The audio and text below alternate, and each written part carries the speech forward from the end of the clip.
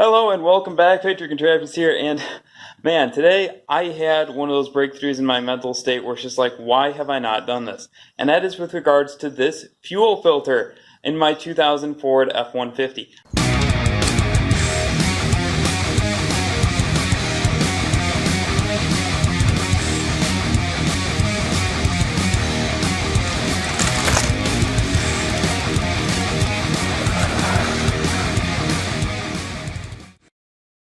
I don't know why I've never thought to change the fuel filter before, but one of my friends is like, hey, have you ever changed the fuel filter in that truck? And I'm like, no, I didn't know it had one.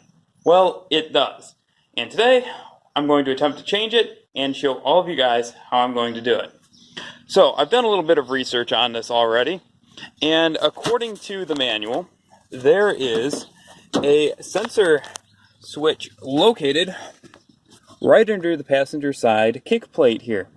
Now, I've already undone this, so you guys can see it, so I know it's there.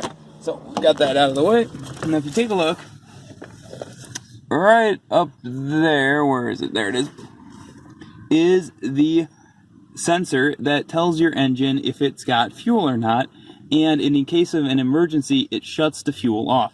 So, in order to relieve the pressure on the fuel line so that I'm going to be able to swap out the filter, I need to go and undo this connector, and then run the engine for about 3-4 seconds according to the manual, I believe, before it has no pressure left in it. Basically till the engine stops is how I figure it. So we're going to do that right now. I'm going to unplug this connector, see if I can do it on camera. It's a little bit hard to see, but this should come off. I believe it may have... Okay, it's got some tabs there, so I'm going to have to go get a screwdriver and get it off. But anyway, we'll unplug that connector, and I'm going to try to start the truck. Okay, so I got my screwdriver here, and all I did was I stuck it in the back, and I popped out that little connector there, and I'm just going to go ahead and unplug it. There we go. Okay, so we're unplugged. Now it's time for me to try and start the truck.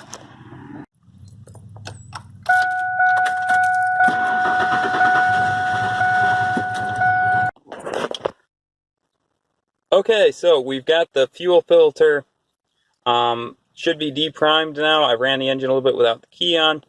Now what I'm going to do is I've got my safety glasses on because I'm going to be going under the vehicle and don't want any rust getting my eyes. Also, I've got this little tool which you need for disconnecting the fuel filter according to what I've seen online, and in the manual it says you need this tool. Basically, you take this, you push it in, and it disconnects the fuel filter. So it's just kind of cool. It's got two sizes of fuel line disconnects apparently, and those are going to fit over the end of the fuel filter. Now while I'm out here, I'm going to explain that there is an arrow somewhere on this, where is it? Right there, that shows which way the flow is for this fuel filter, and I want to make sure that that arrow is pointed towards the front of the truck and that the fuel is going the proper direction. Otherwise this will cause more problems than it's worth, probably. There's also one other thing I bumped into online. I noticed there's two types of fuel filters out there. Your choice which one you get, but I decided to go with the OEM stainless steel. There's also apparently a metal one out there, which I have no idea how good it is. Could be better, could be worse, but I thought stainless steel, no rust. Regular steel, rust, I'm going to go with stainless. And I think it was like $1 difference. But just keep that in mind when you're choosing. Sometimes just one of those weird things I noticed. Let's go under the truck. Now, we are now under the truck on the driver's side, and if you look on the back of the panel here of the frame, you can't see this from the driver's side. You can actually see it better from the passenger side. You look under and you see up on the driver's side frame rail is the fuel filter right here. Now, these little disconnects need popped off. I'm going to use a screwdriver for that, and then I'm going to, hopefully using my disconnect tool, slide that filter off. I also have a drain pan which is going to be located right under this, so all the gasoline is going to go down into my drain pan and not all over my driveway and me. Let's give this a shot. So first up, take my screwdriver and I'm going to pop these off. I believe should just lift up, I'm not sure which side. There we go. Yep, they lift up and that detaches. Got one hook off. This looks like it may actually be the original fuel filter on this, which is kind of scary to think about. There we go. Pop that out. Good. So both of those are off now. The clips are removed. Here. The clips are removed now. These guys. Just popped right off. Now it's time for me to take my insert tool, insert the tool into these connectors right here, and pop them back.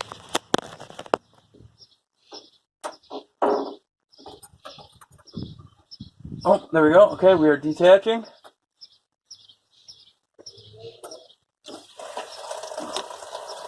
And that was not as depressurized as I thought it was. So it's definitely a good call to have the oil pan under here and not be centered under it. Okay. Fuel line 1 is disconnected. Moving to fuel line 2.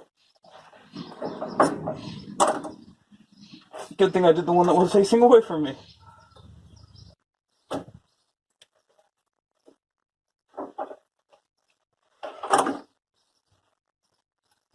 The fuel line is disconnected. Now I've just got to get the fuel filter out.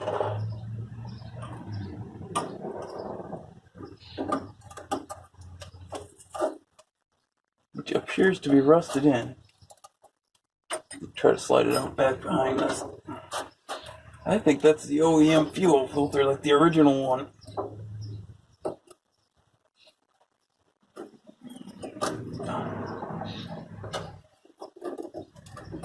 Okay.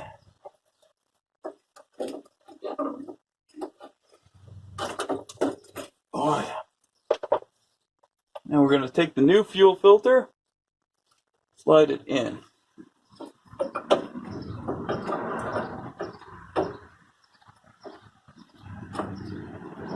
Should just go. Should go right in.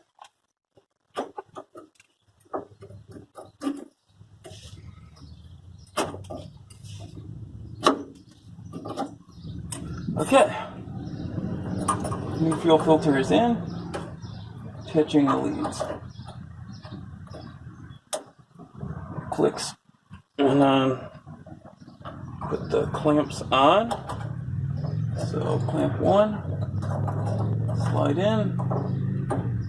And push down lock. Okay. Clamp 2. Slide in. Hook in, push down, and lock. Okay, fuel filter is replaced.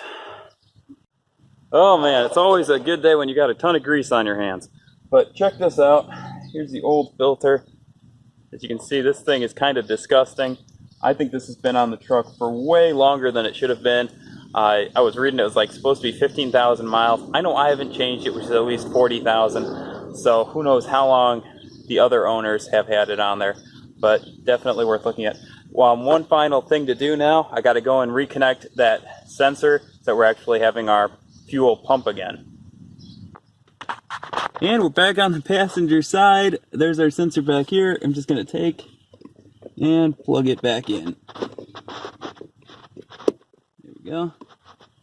The reset does not appear to have tripped, so we should be good to go. I'm going to turn the key to the on position and let the fuel filter or the fuel pump catch up a little bit before I try to start it. I'm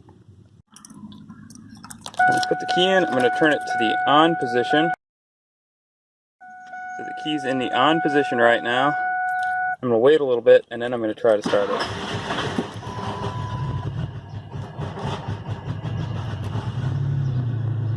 Okay, there we go. We're running again. It's good to go. And that wraps up today's episode. The filter is replaced. It's working good. The engine's already idling better, so I'm very happy with that. I gotta go wash up and get ready for eating some lunch, but you guys don't have to do that. You guys can subscribe to this channel right now and watch all my videos, which are kind of cool. I don't do just truck repairs. I build custom bicycle trailers. I build custom bicycles. I build all sorts of cool stuff. So be sure to go check that out and subscribe. Patriot Contraptions, as always, hoping you have a fantastic day, and I will see you in the next episode.